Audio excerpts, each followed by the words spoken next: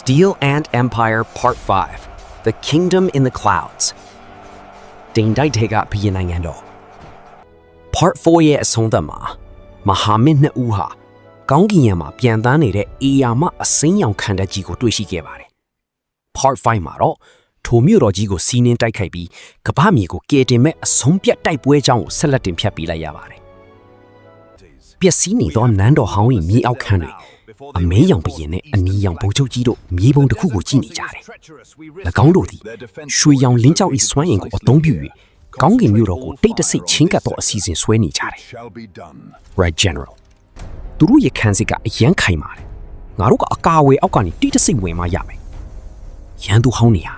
အခုတော့ကဘာကြီးရဲ့နောက်ဆုံးမျှော်လင့်ချက်ဖြစ်ပါပြီ။ညာမွန်တိန်တွင်အမဲရောင်ဘရင်အနီရောင်ဗိုလ်ချုပ်နဲ့အထူးတပ်ဖွဲ့ဝင်များသည်စရုပ်ငှက်ကြီးများMechanical Hawks များကိုစီးနှင်းကတင်တိုက်ကြားကမှတိတ်တဆိတ်ပြန်တက်လာတယ်။၎င်းတို့သည်ရွှေရောင်လင်းကြောက်၏စွမ်းအင်ကိုအသုံးပြု၍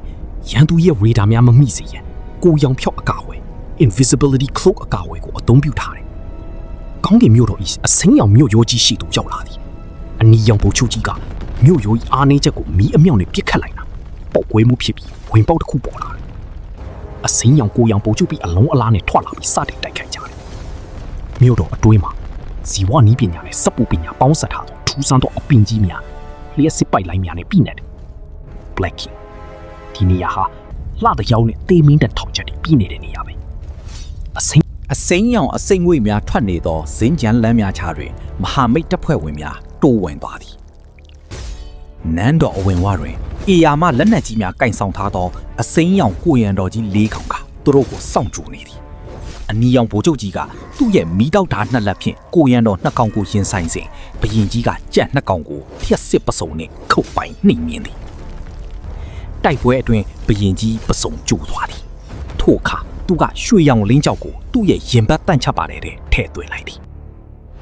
ဘရင်ကြီးကိုယ်တည်းတစ်ခုလုံးရွှေရောင်ဝင်းကနေဖြစ်သွားပြီးအေယာမစွမ်းအင်တောင်ပံ Energy Wings များပေါ်ထွက်လာသည်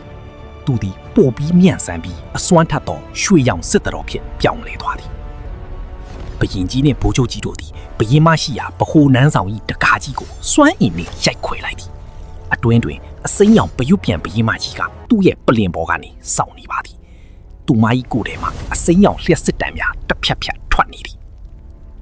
ရွှေရောင်စွမ်းအင်ရရှိထားသောအမဲရောင်ဘရင်နှင့်အစိမ်းရောင်ဘရင်မကြီးတို့လေထဲမှာအပြင်းထန်တိုက်ခိုက်ကြသည်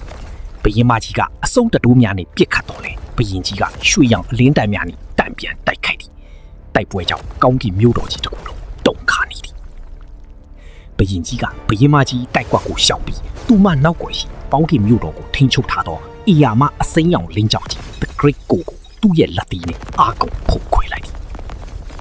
အစိမ်းရောင်လင်းကြောင်ကြီးကွဲအပ်ထားပြီးမြို့တော်တစ်ခုလုံးမိကိုများကြတဲ့တကူပေါက်ကွဲကမြေပြင်သို့စတင်ပြတ်ကျလာသည်နေထွက်ချိန်ကောင်းကင်မြို့တော်ကြီးပျက်စီးသွားပြီးနောက်ဘရင်ကြီးနဲ့ဗိုလ်ချုပ်ကြီးတို့သည်ဆက်ယုံငှက်ကိုစီးကာမြေပြင်သို့ပြန်လည်ဆင်းသက်လာသည်အောက်ခြေတွင်အမဲရောင်နဲ့အနီရောင်ပရက်စစ်သည်များအတူတကွအောင်ပွဲခံနေကြပြီနှစ်ဖက်စလုံး၏အလံများကိုရင်တွဲ၍လွှင့်ထူထားသည်စစ်ပွဲတွေကတော့ပြီးဆုံးသွားပါပြီဒါပေမဲ့ဒါဟာပြီးဆုံးခြင်းမဟုတ်ဘဲအင်ပါယာနှစ်ခုပေါင်းစည်းပြီးတည်ဆောက်မယ်ငြိမ်းချမ်းရေးခေတ်တည်းရဲ့အစပြုခြင်းပါပဲ